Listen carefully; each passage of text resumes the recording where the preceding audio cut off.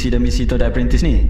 Okay, visi dan misi kita orang adalah lebih ke arah untuk kita orang mencari ataupun melahirkan bakat-bakat baru. Sebabkan dekat Malaysia ni e-sport makin lama makin berkembang. And lagi-lagi ML lah, kita boleh nampak yang ramai orang yang main ML ni memang diorang nak pergi ke arah nak jadikan ia sebagai salah satu daripada career diorang.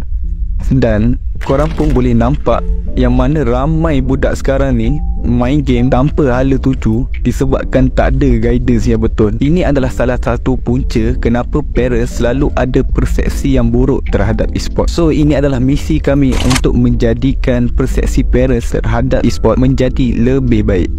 So apa final message dan juga harapan Fomis dan juga Moon untuk Todak Apprentice ni?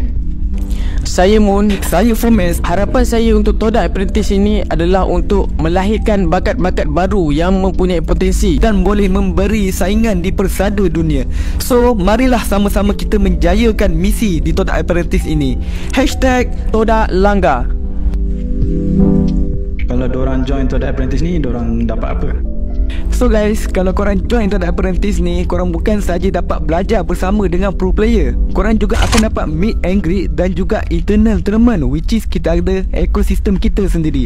Dan juga korang berpeluang untuk diserap masuk ke tim Todak. Bukan itu saja guys, korang juga berpeluang untuk masuk ke pasukan profesional yang lain. Kalau korang berminat, korang boleh check media sosial di bawah ni. Ada TikTok, ada FB dan juga Instagram. So korang tunggu apa lagi guys? Jom sertai kita orang.